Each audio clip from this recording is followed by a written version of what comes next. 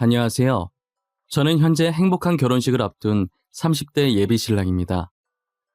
누군가를 만나 새로운 가정을 이루기 위한 도약인 결혼식을 코앞에 두고 있다 보니 만감이 교차하고 평소에 하지도 않던 여러 가지 생각들이 불쑥불쑥 튀어나오기 시작하더라고요. 인생을 살면서 많은 일이 있었지만 그중에서도 어릴 때 있었던 일들이 자꾸 생각이 났어요. 제 성격이 밝은 편이라 다들 제가 인생을 아무 걱정 없이 순탄하게만 살아온 줄 아세요. 학벌도 좋고 번듯한 직업에다 매사에 웃는 얼굴을 띠고 있으니 그런 오해들을 많이 하시곤 했죠. 눈에 보이는 게 전부가 아닌 것처럼 저 또한 겉모습에서 보이는 것이 전부가 아니에요. 저도 어릴 적 다른 친구들이 겪어보지 못했을 많은 것들을 겪어오며 이 자리까지 오게 된 거죠. 당시엔 엄청 힘들었지만 커서 이렇게 돌이켜보니 만약 그때가 없었다면, 정말 순탄하게만 자라왔다면 제가 이렇게 잘 자랄 수 있었을까 싶은 생각이 많이 들어요. 저를 반듯하게 클 수 있게 만들어준 저의 어릴 적 추억들을 이곳에 잠시 꺼내보려고 합니다. 저는 부유하지도 그렇다고 가난하지도 않은 지극히 평범한 가정 속에서 자랐어요. 어머니와 아버지는 가족밖에 모르시는 분들이셨고 늘 사랑으로 저를 보살펴 주셨어요. 저희가 부자는 아니었지만 넘치는 정으로 마음만큼은 누구보다도 부자였던 가족이었죠. 그렇게 사랑이 넘치고 웃음이 끊이질 않던 저희 사이에 금이 가기 시작한 건 제가 초등학교 5학년이 됐을 무렵 익명의 누군가로부터 온 우편 때문이었어요. 당시 저는 방 안에서 자고 있었는데 아침부터 거실에서 어머니 목소리가 크게 들리더라고요. 평소 부모님께서 잘 싸우지도 않을 뿐더러 어머니가 화내시는 경우가 극히 드물거든요. 그래서 저는 소리 지르는 어머니의 목소리에 놀라서 자다가 거실로 뛰쳐나갔어요.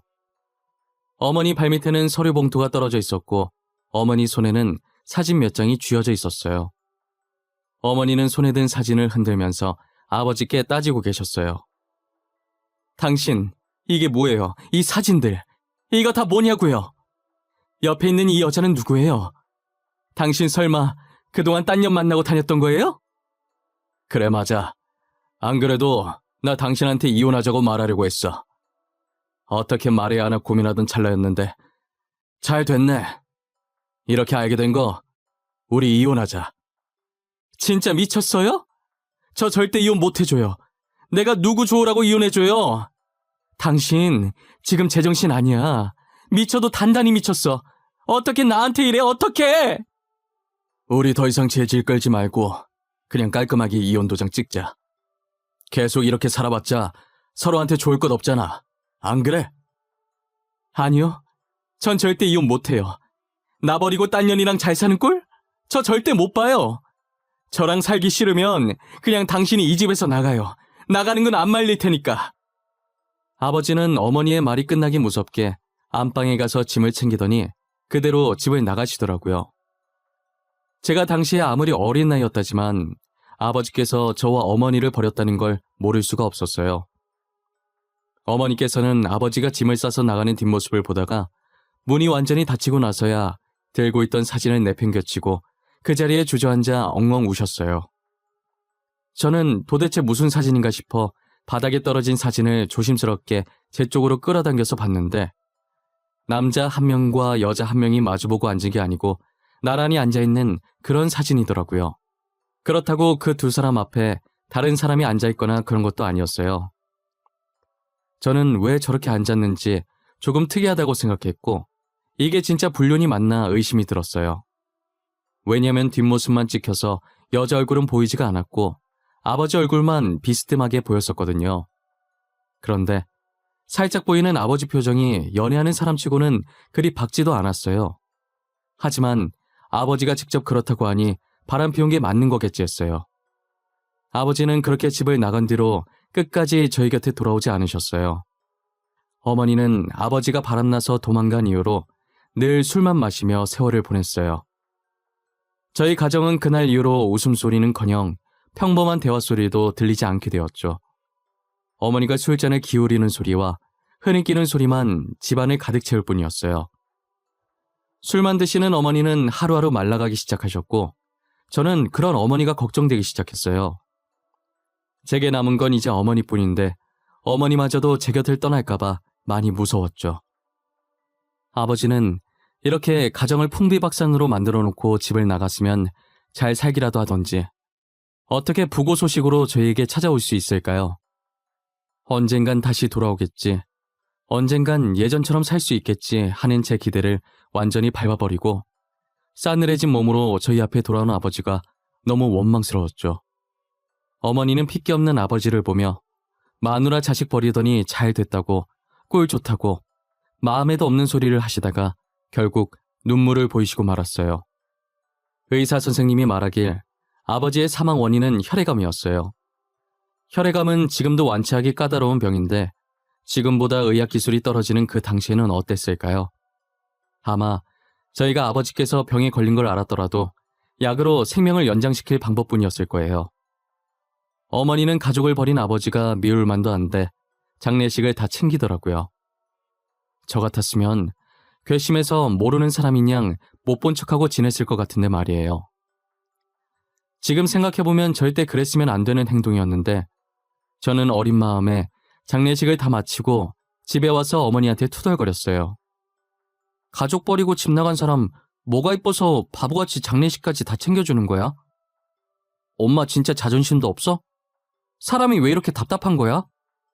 지석아, 아빠 너무 미워하지 마. 그래도 널 태어나게 해주신 분이잖아. 아빠도 다 사정이 있어서 그러셨을 거야. 사정? 무슨 사정? 얼마나 대단한 사정이길래 가족을 버려? 나는 사정이 있든 없든 우리 이렇게 만든 아빠 미워. 미워 죽겠어. 제 머리를 쓰다듬으면서 아버지가 사정이 있어서 그랬을 거라고 하는 어머니가 너무 답답했어요.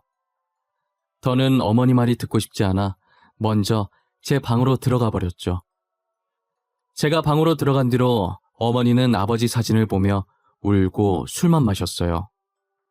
어머니의 흐느끼는 소리만 한참 들리다가 누군가 저희 집 벨 누르는 소리가 들리는 거예요. 어차피 어머니는 오느라 정신이 없을 것 같아서 제가 나가서 확인했는데 평소 저희 부모님과 친했던 아버지 동네 친구분이 찾아오셨더라고요. 저희 집에 자주 오셨던 아저씨라 저와도 친한 사이였어요. 아저씨는 문 열자마자 저를 안아 올리고선 어머니부터 찾았고 제 손끝이 향하는 곳을 보더니 그러고 있을 줄 알았다는 듯 한숨을 쉬고 어머니께 다가가시더라고요. 저를 내려놓고 손에 들려있던 비닐봉지에서 치킨을 꺼내 어머니 앞에 내밀었어요. 아저씨는 억지로 어머니 손에 치킨을 들려주셨고 곧이어 제 손에도 치킨을 쥐어주셨어요. 저는 치킨을 맛있게 먹었고 어머니는 가만히 쥐고만 계셨어요. 아저씨는 전혀 먹을 생각이 없어 보이는 어머니께 치킨 먹기 전까지 안 간다고 말하셨고 정말 안 나갈 요량으로 버티고 계시자 어머니는 한숨을 쉬더니 어쩔 수 없이 드시기 시작하셨어요. 그리고 아저씨께서는 제 머리를 쓰다듬으시면서 어머니 많이 힘들 거라고 장남인 제가 어머니 좀 잘 보살펴달라고 하시더라고요. 어린 저한테 이런 부탁해서 미안하다고 하시면서요. 아저씨는 그 뒤로도 저녁 먹을 시간만 되면 저희 집에 오셨었어요. 아마도 회사에 출근하고 퇴근을 저희 집으로 하시는 것 같았어요. 와서 늘 어머니와 저희 저녁을 챙겨주시고 어머니의 술친구도 되어주셨죠. 그러다 아예 저희 집 옆으로 이사까지 오셨더라고요. 아무래도 셋이 많이 친했던 사이라 술만 마시는 어머니가 걱정되던 모양이었어요. 그래도 아저씨가 계속 어머니 상태를 확인해 주시는 덕분에 어머니는 술을 많이 줄이셨고 제가 학교 가고 없는 동안에 혼자서 밥도 드시기 시작하셨어요. 항상 저녁을 아저씨와 함께 먹어서 이젠 아저씨가 없으면 허전할 것 같았어요. 아무래도 바로 옆집에 사시니까 저녁 먹고 늦게까지 저희 집에서 놀다가 돌아가셨어요. 그리고 어머니께 저를 봐서라도 정신 차리고 새 출발하라는 조언도 잊지 않으셨죠. 어머니께서는 아저씨의 잔소리가 듣기 싫어서라도 일을 해야겠다며 일을 다시 시작하셨고 아저씨는 늘 어머니와 제 옆에서 지치지 않게 응원해 주셨어요. 그리고 아버지가 없던 제겐 늘 아버지와 같은 존재였던 분이셨죠. 항상 저희 집에 올 때 빈손으로 오신 적이 없으셨고 적은 돈이지만 제게 용돈을 주시곤 하셨었어요. 학교를 다니면서 아버지가 필요한 순간이 찾아오면 언제나 아저씨께서 아버지 대신 나타나 주셨죠. 학생 때는 나쁜 일이 아니더라도 운동회라든지 진학상담이라든지 여러 가지 이유로 학교에 부모님께서 꼭 오셔야 하는 상황들이 생기잖아요. 저는 어머니께서 일을 하셨기 때문에 학교에 올 수 없어서 늘 아저씨께 부탁을 했었어요. 어머니는 투잡, 어쩔 땐 쓰리잡까지 뛰어가면서 돈 벌기 위해 바쁘셨고 아저씨는 회사를 다니셔서 잠깐 짬내서 저희 학교에 올 수 있으셨거든요. 처음에 어머니가 아닌 아저씨가 제 학부모로 학교에 왔을 땐 놀랐었어요. 아저씨도 놀란 제 얼굴을 보더니 웃으시며 말씀하시더라고요. 아저씨가 와서 놀랐니? 지금 엄마가 바빠서 학교에 못 온대. 아저씨 보고 대신 가달래. 주혁이, 엄마 기다리고 있었는데 아저씨가 와서 싫은 건 아니지? 아니에요. 저는 아저씨가 와서 더 좋아요. 그럼 오늘 아저씨가 제 아빠 해주시는 거예요? 저는 아저씨가 계속 아빠 해주면 좋겠는데. 주혁이 아빠는 따로 있는데 내가 아빠를 했었으나 이렇게 아빠가 필요한 순간에 아저씨가 와주면 되지. 그래도 아저씨랑 아빠는 다른 거잖아요. 제가 엄마한테 잘 말해볼게요. 그러니까 아저씨가 제 아빠 해주시면 안 돼요? 내가 계속 학교에 와주겠다니까 그러네. 하늘에 계신 아빠가 슬퍼하시겠다. 저 아빠 없어요. 아빠가 먼저 저희 버렸어요. 바람 피고 간 사람은 저희 아빠 아니에요. 그렇게 말하면 못 써. 네가 지금은 모르겠지만 나중에 알게 되면 분명 이 순간은 후회할 거야. 지금부터라도 후회할 일 만들지 마. 알겠지? 제가 뭘 모른다는 건지는 모르겠지만 일단 아저씨 말이니까 저는 알겠다고 했어요. 아저씨는 어딘가 모르게 씁쓸한 웃음을 지으시며 제 머리를 쓰다듬어 주셨죠. 그리고 제게 했던 말처럼 학교에 무슨 일이 있으면 항상 아저씨가 와주셨어요. 저는 아버지가 없었어도 아저씨 덕분에 아버지의 빈자리를 느껴보진 못했었어요.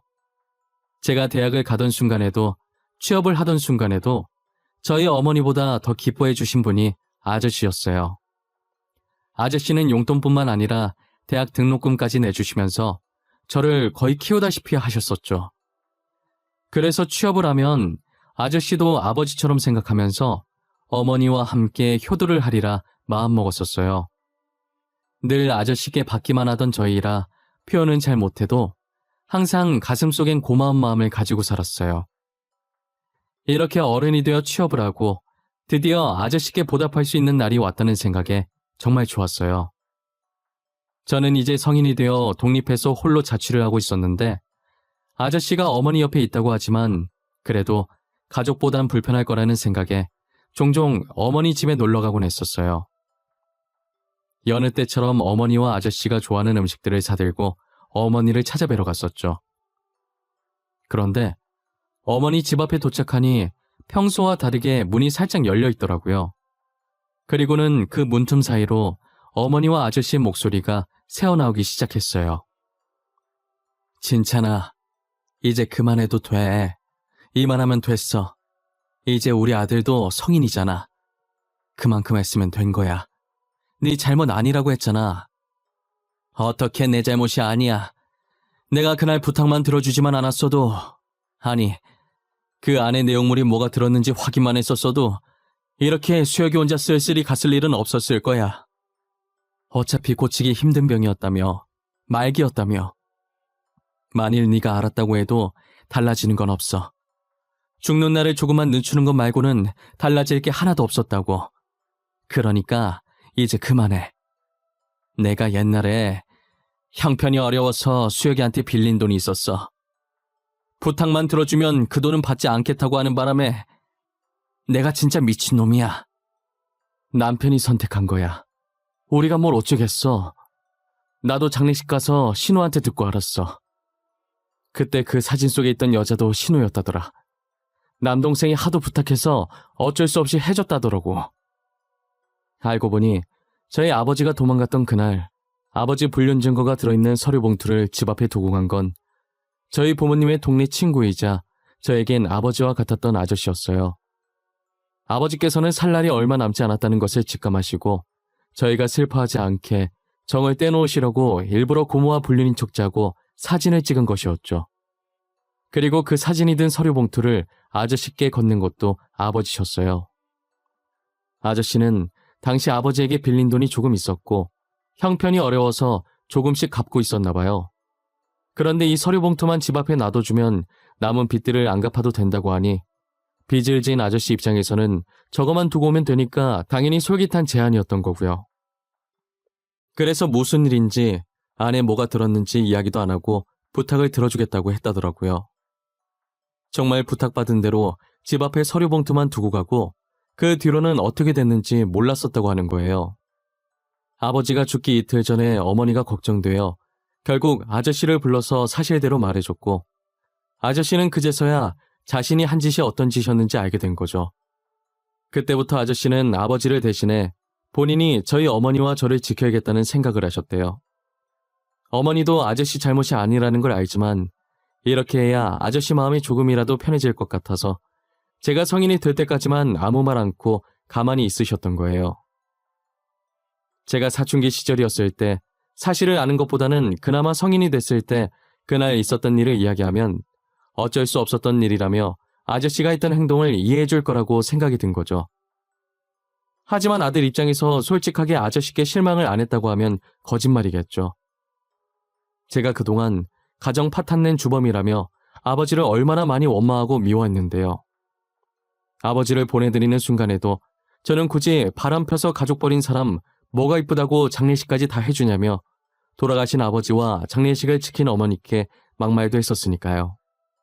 아저씨가 아버지 부탁을 거절했다면 제가 이렇게까지 아버지를 비난하지 않았다고 다 아저씨 탓이라며 핑계댔던 순간도 있었어요.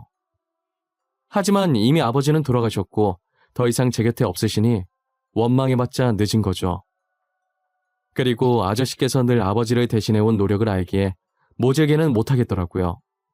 아저씨도 그동안 저희 보면서 아버지가 떠올랐을 텐데 얼마나 힘드셨겠어요. 저는 아저씨도 참 불쌍하고 당시의 아저씨 입장을 생각해보면 빚진 입장에서 뭘 못하겠어요. 아저씨로서는 어쩔 수 없는 선택이었다고 생각했죠. 시간을 되돌릴 수도 없는 노릇이니 이 상황을 인정하기로 한 거예요. 지금까지 저와 어머니 곁에서 남편과 아버지 노릇을 해온 노력들은 거짓이 아니었으니까요. 아직도 아저씨가 아버지 같다는 마음은 변함이 없었어요. 제가 모든 사실을 알게 된 지 얼마 지나지 않아 어머니께서는 간암 진단을 받으셨어요. 아버지께서 돌아가시고 줄곧 입에 술을 달고 사셨으니 간에 탈이 안 나면 이상한 거죠. 간 이식밖에 답이 없을 정도로 상황이 좋지 않았어요. 제가 간을 드리려고 해도 어머니는 받을 생각을 하지 않으셨죠. 저와 어머니께서 간 이식으로 한참 다투고 있을 때 간 기증자가 나타난 거예요. 어머니는 간 기증자가 전 줄 알고 제 등짝을 때렸고 놀란 간호사는 아드님 아니라고 다른 기증자가 나타난 거라고 저희 어머니를 말리기 시작했어요. 간호사 말을 듣고는 어머니께서 멋쩍은 미소를 지으면서 머리를 긁적이시더라고요.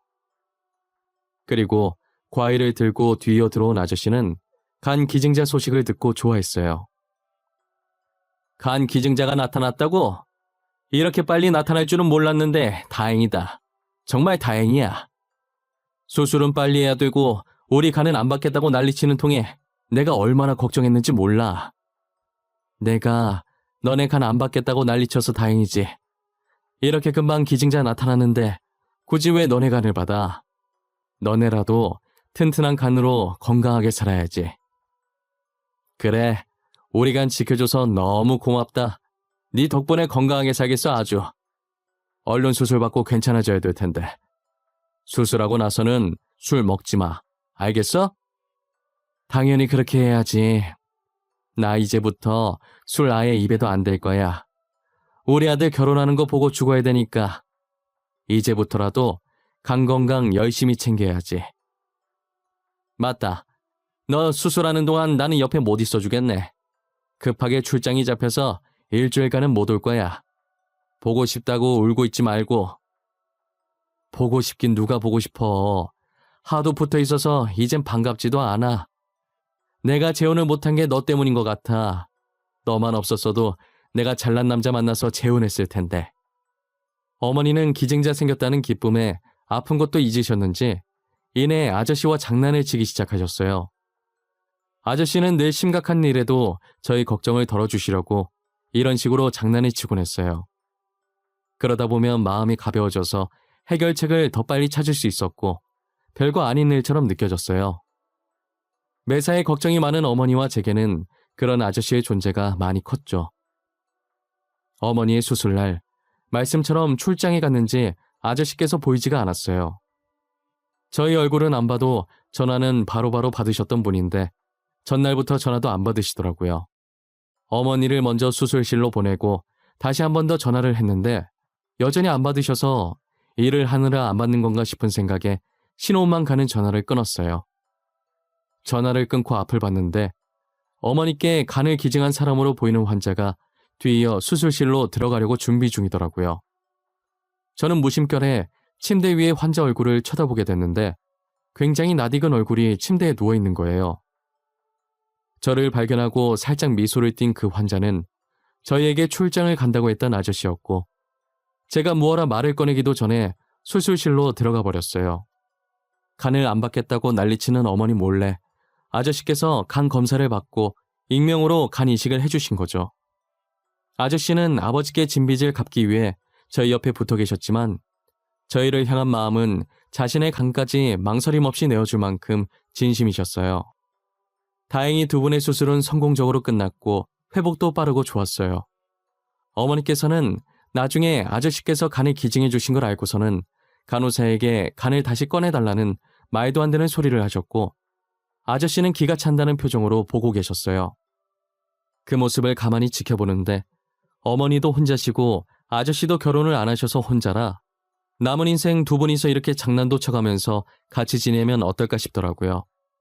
그래서 진심 반 농담 반 담아서 같이 살면 안 되냐고 여쭤봤어요. 두 분은 언제 봐도 사이가 참 좋아. 맨날 저렇게 싸울 것처럼 장난은 치는데 안 싸우잖아. 이참에 둘이 같이 사는 거 어때요? 어차피 아저씨 우리 엄마 집에 퇴근하잖아요. 차라리 욕을 해 이거사. 어디서 말 같지도 않은 소리야. 내가 매번 얘 저녁상 차리는 것도 귀찮아 죽겠는데 같이 살면 아침도 차려줘야 하잖아. 너도 아침 먹잖아. 거기에 숟가락만 하나 더 얹어주면 되겠구먼. 누가 보면 상다리 부러질 정도로 차려주는 줄 알겠어. 아저씨도 괜찮아 하시는 것 같은데 그냥 살림 합쳐요. 둘 다 이제 나이도 있는데 혼자보단 둘이 낫지. 안 그래요? 제 말에 아저씨는 싫은 눈치가 아니셨지만 어머니는 조금 고민이 되는 눈치더라고요. 그래서 제가 몇 번 푸시해줬고 어머니께서는 골똘히 생각해 보시더니 아저씨랑 살면 심심해할 것 같진 않다고 하시면서 괜찮은 반응을 보이셨어요. 저는 어머니 생각이 바뀌기 전에 얼른 몰아붙여야겠다는 생각에 그 뒤로는 두 분 혼인신고를 재촉했고 결국 제 성화에 혼인신고를 하시고 살림을 합치셨어요. 제 예상대로 두 분은 티격태격 하시면서도 재미나게 사시더라고요. 고향 친구라서 그런가 말도 잘 통하시는 게 진작에 잘되게 밀어드릴 걸 그랬다고 조금 후회했어요. 이제라도 쓸쓸하지 않게 남은 인생 지금처럼 싸우지 않고 재미나게 보내셨으면 했죠. 이제 어머니 옆에는 아저씨가 계시니 저도 안심하고 장가를 가도 될 것 같더라고요. 그래서 여자친구를 집에 데리고 와 인사를 드렸는데 어머니께서 너무 마음에 들어 하시고 처가댁도 저를 마음에 들어 하셔서 얼른 상견례 잡자고 하는 통에 상견례까지 속전속결로 끝냈어요. 하지만 여자친구가 인사를 드렸을 때도 상견례 때도 아저씨께서는 같이 오시지 않으셨어요.